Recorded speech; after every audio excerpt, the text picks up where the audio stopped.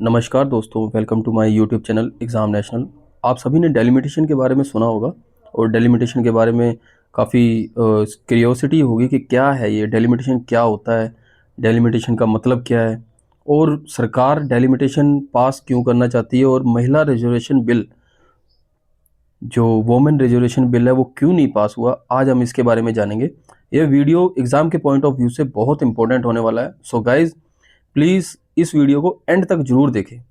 तो महिला आरक्षण का असली खेल क्या है, हम इसको जानेंगे अच्छे से। देखो, महिला आरक्षण बिल जो नारी शक्ति वंदन एक्ट के नाम से 2023 में पास हो चुका है सर्वसम्मति के साथ। मतलब जो विपक्ष था, जो विपक्ष की पार्टियां हैं, सभी ने सर्वसम्मति के साथ सरकार की, भाजपा सरकार के साथ मिलकर इस जो बिल को पास किया। लेकिन उस समय जो सरकार ने एक शर्त रखी थी, एक कंडीशन रखी थी कि महिला आरक्षण बिल तभी लागू होगा जब डेलिमिटेशन के फेयर डेलिमिटेशन लागू हो जाएगा देश पर। मतलब अगर 543 सीट्स से 850 सीट्स हो जाती हैं तो नारी शक्ति वंदन एक्ट को जो पास हुआ है उसे लागू कर दिया जाएगा। करेक्ट है। लेकिन अभी कुछ समय पहले ही, 2-3 दिन पहले ही आपने देखा होगा कि ये बिल संसद में, पार्लियामेंट में पास नहीं हो पाया। ठीक है। डेलिमिटेशन है क्या, इसे मैं एक सिंपल लैंग्वेज में अगर समझाना चाहूँ तो सिंपल ये है कि, सिंपल भाषा में मैं कहूँ तो जहाँ की पॉपुलेशन ज़्यादा है वहाँ सीट्स ज़्यादा मिलेंगी। डेलिमिटेशन का सिंपल मतलब यही है। मान लो भारत में 543 लोकसभा सीटें हैं करंट में। हर सीट पर एक कॉन्स्टिट्यूंसी होती है, जैसे एक एरिया से एक एमपी चुना जाता है। करेक्ट है। रूल कहता है कि कॉन्स्टिट्यूंसी में रफली बराबर पॉपुलेशन होनी चाहिए। मान लो एक सीट पे 10 लाख लोगों पर एक एमपी चुना जाता है। दूसरे स्टेट में भी 10 लाख लोगों पर एक एमपी चुना जाएगा। करेक्ट है। लेकिन यहाँ इसी का वजन है, जहाँ पॉपुलेशन का वजन ज़्यादा है, वोट का वजन ज़्यादा है, वहाँ इक्वेलिटी आए। डेलिमिटेशन कहता है जितनी पॉपुलेशन उतनी ही सीट्स। ठीक है। तो इसको हम और करेक्ट वे से समझते हैं। इलेक्शन एरियाज, कॉन्स्टिट्यूंसीज की सीमाएं और उनकी संख्या इस तरह तय करना कि हर एरिया में लगभग बराबर आबादी हो और फेयर रिप्रेजेंटेशन मिले। मान लो यूपी की जनसंख्या ज़्यादा है और केरला की कम, तो डेलिमिटेशन के हिसाब से यूपी को सीट्स, एमपी की सीट्स ज़्यादा मिलेंगी और केरला को कम। डेलिमिटेशन यही कहता है। ठीक है। उसके बाद हम जानेंगे ये जनगणना या डेलिमिटेशन कब से शुरू हुई है। क्या सरकार ने 2026 से ही लागू करना शुरू किया? आइए इसे जानते हैं, इसका हिस्ट्री क्या है। सबसे पहले 1952 में डेलिमिटेशन हुई। ठीक है, पढ़ लेना। 1951 की जनगणना के आधार पर जब 1951 में पॉपुलेशन की गिनती हुई तो 1952 में पहली बार डेलिमिटेशन होती है। यह रूटीन काम था। 1973 में भी फिर हुई, 1971 की सेंसस के आधार पर। उस टाइम इंदिरा गांधी की सरकार थी और उन्होंने 543 सीटें घोषित कर दी। इससे पहले कम थी, 542 थी, 530 के करीब थी, फिर उससे पहले कम थी। तो उस समय नॉर्दर्न स्टेट जैसे यूपी, बिहार, एमपी, राजस्थान की पॉपुलेशन ज़्यादा बढ़ी थी, तो उन्हें ज़्यादा सीट्स मिली। जितनी जिसके पास पॉपुलेशन उतनी उसके पास सीट्स। साउदर्न स्टेट्स जैसे तमिलनाडु, केरला, कर्नाटका की ग्रोथ कम थी, तो उन्हें कम सीट्स मिली। तब ये सबको फेयर लगा, क्योंकि यह डायरेक्टली पॉपुलेशन रिफ्लेक्ट करता था। 1976 में क्या हुआ, इंदिरा गांधी ने इस डेलिमिटेशन को ही फ्रीज कर दिया। उनका कहना था, 1970 में एक बड़ी प्रॉब्लम आई। क्या आई? साउदर्न स्टेट्स ने परिवार नियोजन पर पूरी तरह से कंट्रोल किया, सीरियसली लेना शुरू कर दिया। मींस अगर किसी की उन्होंने हमारे दो के पॉलिसी को सच में फॉलो किया। लेकिन उत्तर भारत के राज्यों में आप सभी को मालूम है पॉपुलेशन बढ़ती रही। अब अगर हर सेंसस के बाद डेलिमिटेशन होती तो इसका मतलब है साउथ की स्टेट्स घटती जाती और नॉर्थ की स्टेट्स बढ़ती जाती। तो ये डेलिमिटेशन को इंदिरा गांधी सरकार ने 1976 में ही फ्रीज करके रख दिया। उन्होंने कहा 1976 में 42वां कॉन्स्टिट्यूशनल अमेंडमेंट लाकर डेलिमिटेशन को फ्रीज कर दिया 1971 की सेंसस के आधार पर। मतलब अब चाहे किसी स्टेट की कितनी पॉपुलेशन बढ़े या बदले या उसकी पॉपुलेशन दिन ब दिन बढ़ती जाए, लेकिन सीट्स जो 543 घोषित की थी इंदिरा गांधी ने, वही सीट्स रहेंगी। कब तक ये लॉन्च, कब तक फ्रीज कर दिया था? 2000 तक। मतलब 2000 के सन तक ये सीट्स सभी फ्रीज रहेंगी, ये डेलिमिटेशन फ्रीज रहेगा। करेक्ट है।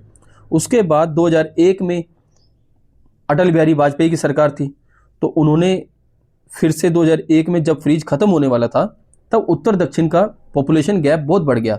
मतलब जो यूपी, बिहार, एमपी, राजस्थान, इन स्टेट्स की जो जनसंख्या थी वो बहुत ज़्यादा हो चुकी थी, और केरला, तमिलनाडु, इन स्टेट्स की जो पॉपुलेशन थी वो बहुत कम हो गई थी।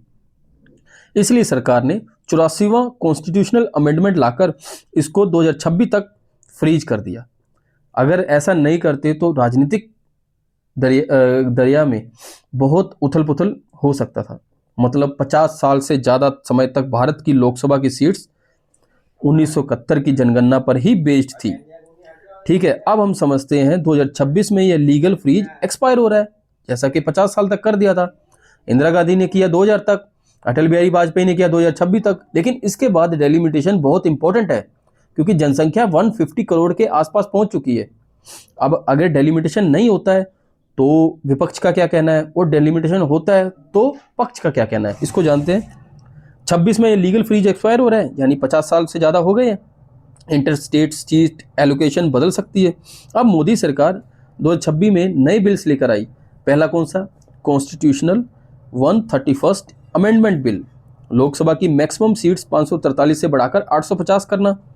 दूसरा, डेलिमिटेशन बिल 2026 तय करता है कि डेलिमिटेशन 2011 की सेंसस के आधार पर होगा। और तीसरा, union territories laws amendment bill में भी बदलाव किया जाना। ठीक है। उसके बाद साउथ इंडिया की प्रॉब्लम क्या है? साउथ इंडिया क्यों कह रहा है कि इसे हम डेलिमिटेशन को लागू नहीं होने देंगे? उनका कहना है, इसको सिंपल लैंग्वेज में समझे, मान लो तुम किसी स्कूल में पढ़ते हो और तुम्हारे स्कूल में या कॉलेज में 10 बच्चे हैं क्लास में, उसमें से 6 बच्चे तो नॉर्थ के हैं और 4 बच्चे साउथ के हैं। अब सीधा फंडा है अध्यापक का या टीचर का कि जिसकी ग्रुप में ज़्यादा बच्चे हैं मॉनिटर उसका बनेगा। तो इसका मतलब चाहे वो पढ़ाई में कैसा ही हो, साउथ का बच्चा पढ़ाई में चाहे अच्छा है लेकिन वो मॉनिटर नहीं बनेगा। तो सिंपल है, ये फंडा है। अब पॉपुलेशन यूपी बिहार की ज़्यादा है तो सीट्स उनको ज़्यादा मिलेंगी, पॉपुलेशन साउथ की कम है तो इनको सीट्स कम मिलेंगी। तो यहाँ पे सरकार का कहना है, सरकार ने अपना रिव्यू दिया है, सरकार कहती है कि अमित शाह जी ने कहा है साउथ इंडिया की सीट्स घटेंगी नहीं बल्कि बढ़ेंगी। कर्नाटक की सीट 28 से 42 हो जाएगी, तमिलनाडु की सीट्स बढ़ेंगी, आंध्र प्रदेश की सीट्स बढ़ेंगी, 25 से 38 हो जाएगी, तेलंगाना 17 से 26 हो जाएगी, केरला 20 से 30 हो जाएगा। कुल मिलाकर साउथ के एमपी 129 से 195 हो जाएंगे बढ़कर।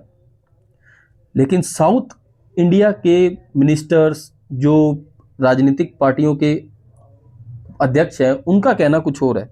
वो कहते हैं ठीक है, हमारी जनसंख्या के हिसाब से हमारी सीट्स बढ़ा दोगे तुम, लेकिन टोटल 850 में हमारा परसेंटेज तो घटेगा। जो रिप्रेजेंटेटिव अभी 24% का है वो घटकर 20% रह जाएगा। मतलब इनकी रिलेटिव पावर भी कम हो जाएगी। ठीक है। महिला आरक्षण में कनेक्शन कैसे करता है ये? 2023 के नारी शक्ति वंदन अभियान में यह कंडीशन रखी गई थी कि महिला आरक्षण तभी लागू होगा जब डेलिमिटेशन हो जाए।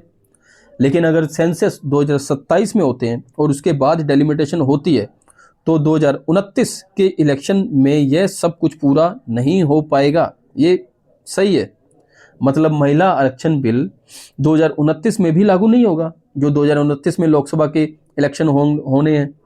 इसलिए ऑपोजिशन ने कहा है कि सरकार महिला आरक्षण को डेलिमिटेशन से जोड़कर उसे इंडेफिनेटली टाल रही है। लेकिन सरकार का वैलिड पॉइंट ये है कि बिना डेलिमिटेशन के आरक्षण सही नहीं हो पाएगा।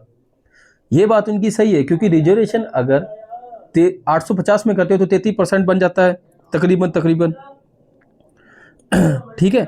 और अगर 543 सीटों में करते हैं तो 33% आरक्षण बहुत ज़्यादा अंतर आ जाएगा। करेक्ट है।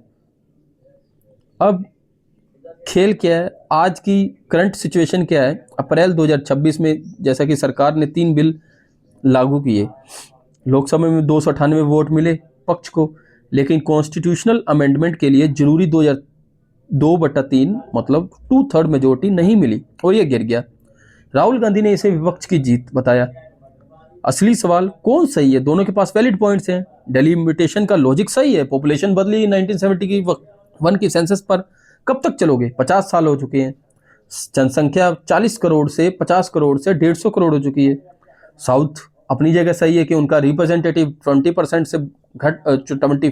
से घटकर 20% रह जाएगा। सीट्स का आइडिया समझ आ रही है, किसी की सीट्स घटेंगी नहीं, लेकिन प्रोपोर्शनल पावर तो घटेगी। इसी को असली पॉलिटिक्स कहते हैं, यही असली पॉलिटिक्स है। लेकिन 50 साल से अटका हिसाब आखिर कब सुलझेगा? आपको क्या लगता है, क्या अगली बार 2029 में या उससे पहले डेलिमिटेशन लागू हो जाएगी, या 2029 में सीट्स जो करंट की मौजूदा सरकार है 29 में सीट्स पाकर और लाकर 400 के करीब लाकर फिर से डेलिमिटेशन को लागू करेगी? तो इसको जज करना जल्दबाजी होगा। देखते हैं आगे क्या होता है। आप हमारे साथ ऐसे ही जुड़े रहिए, हमारे चैनल को सब्सक्राइब करिए। हम आप तक ऐसी इंपॉर्टेंट जानकारी लाते रहेंगे, और हमारे चैनल एग्जाम नेशनल को सब्सक्राइब जरूर करें। Thank you so much for watching.